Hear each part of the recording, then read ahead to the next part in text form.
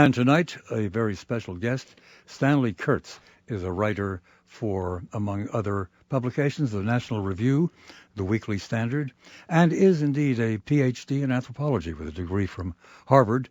But he sort of abandoned academic life a while ago to kind of conduct uh, high-level journalism in the public sphere. He is a senior fellow at the Ethics and Public Policy Center based in Washington, also an adjunct fellow of the Hudson Institute, and I read you quite frequently at NRO particularly, and recently you've become interested in what was once a major heavily funded operation here in Chicago, presuming to improve the quality of public education.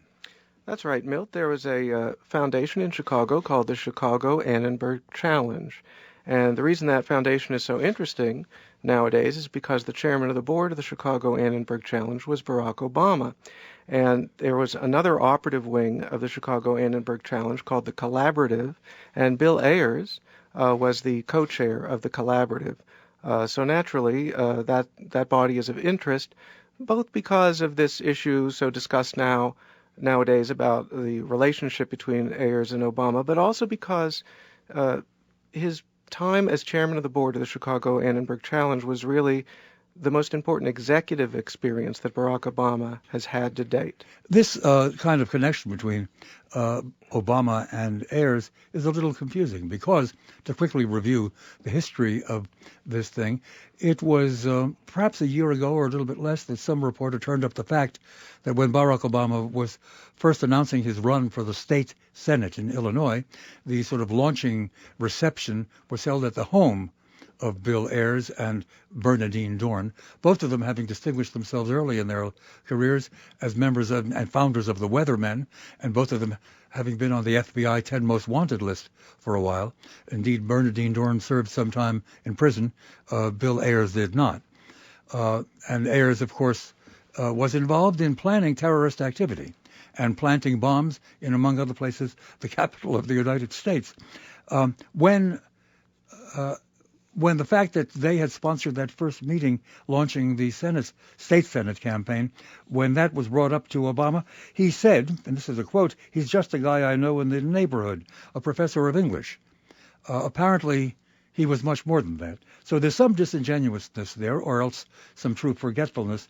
Either way, from your close study of the matter, what's the actual history and the actual content of the Obama-Ayers connection? Well, of course, there's a lot that we don't know that we would like to know, but it's clear, as I said just a moment ago, that the Chicago Annenberg Challenge was, in a sense, a joint project conducted by Barack Obama and Bill Ayers. They weren't the only people involved. But again, Obama headed one wing of this foundation, and the other crucial wing was co-chaired by Ayers. And they seem to have shared an educational philosophy, a certain political interest in education issues in Chicago. And by the way, I would add that in a piece I wrote in the Weekly Standard, I covered their joint interest in the question of juvenile crime. There was even a panel at the University of Chicago organized by Michelle Obama in which Bill Ayers presented his ideas on juvenile crime from a book he'd written on the topic, and there were several characters from the book, real-life characters who he had speaking, and along with them there was Barack Obama, who the flyer that advertised the session said was fighting to block legislation that would send more juvenile offenders into adult prison, and this essentially is the same thing that Bill Ayers was arguing in his book. And it's also the case that when the juvenile crime bill that was in dispute at that time came up for debate, the Chicago papers were quoting both Barack Obama and Bernardine Dorn separately, but they were two of the go-to people who were at least seriously questioning, if not flat out opposing this bill. So on both the area of education policy and crime policy, it seems as though there has been some kind of political alliance between Bill Ayers and Barack Obama.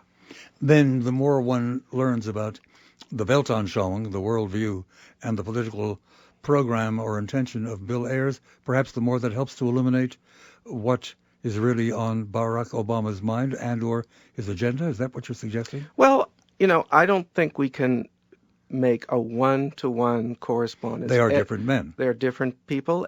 I wouldn't want to say that everything that one thinks is what the other thinks. Having said that, I think it's fair to say that they had to share certain baseline assumptions to work together in the way that they did work together. And I think the fundamental message that comes out is that rather than being a post-ideological, partisan pragmatist, Barack Obama seems to have a history of being very comfortable working with people who are very far onto the left side of the political spectrum. Whether he shares every jot and tittle of what they think or not, I think he's at home on the far, with people from the far left, and he's certainly a lot further to the left than the idea of a post-partisan pragmatist would lead you to believe. Now, how does this relate to the problem you've had with the University of Illinois at Chicago, or rather with their library, concerning archives representing the work, the achievement, and the close records of the Chicago Edinburgh Challenge? Well, I've certainly had a problem trying to examine the records, although fortunately the records are open now and I am examining them. Well, you sort of forced them open, did you, with a little bit of legal pressure? That's right. And but I can't at this moment know for certain what the source of that pressure is. I certainly have some suspicions that there might be political motivations at work. And we might learn more about that, by the way, Milt, because, well, first I'll give some background and then I'll say what might happen soon. A couple of weeks ago, I tried to, when I discovered that the records of the Chicago Edinburgh Challenge were housed at the library, Richard J. Daley Library at UIC, I phoned the library, spoke to several librarians. They all assured me that I would have access.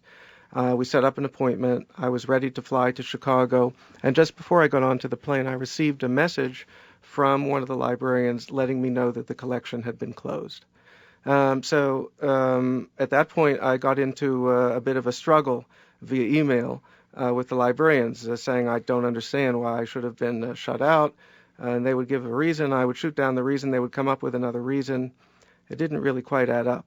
And at that point, I became a little bit concerned that perhaps the documents might not be entirely safe. And so I decided I needed to appeal to the public, essentially, to bring scrutiny onto the university and its decision to close the documents as the best way to ensure their safety and to get them open to public access. Now, what was really behind all that? Well, it's hard to say, particularly because we don't know the identity of the donor.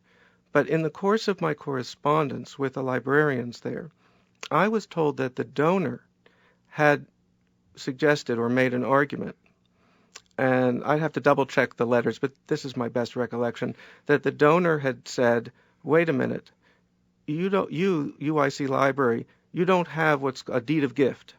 And without that, you don't have the legal right to show those documents. Now, since then, a number of legal experts have argued that this is a very weak argument, that actually you don't need a deed of gift to turn over papers of this nature, and that the handing over the papers themselves is the legal transfer of ownership. But it does seem as though the donor may have been setting up a situation, an argument, that would have allowed them to take back the papers under the argument that they hadn't signed the deed, they weren't going to sign the deed, please give them back. So it would be very interesting to know who the donor was, and we might learn something about that soon. Meanwhile, you're in there at the library. You were there, I gather, yesterday and today, and you've got the rest of this week they're allowing you to look at these materials. Other news people have come in as well, I gather. Oh, that's right. When I finally got there were all sorts of news media there.